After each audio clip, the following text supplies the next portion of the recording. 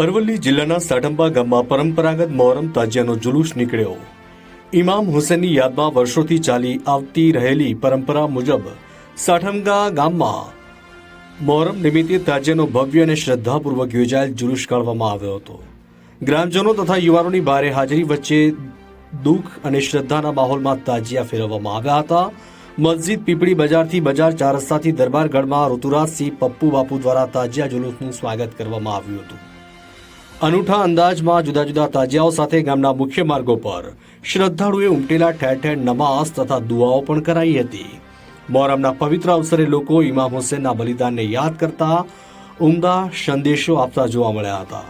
સમગ્ર કાર્યક્રમ શાંતિપૂર્ણ રીતે અને સમાજ એકતાના સંદેશ સાથે સંપન્ન થયો હતો। સાઠંબા ગામમાં તાજિયા મસ્જિદ ચોકમાં કોમી એકતાનું ઉદાહરણ જોવા મળ્યું।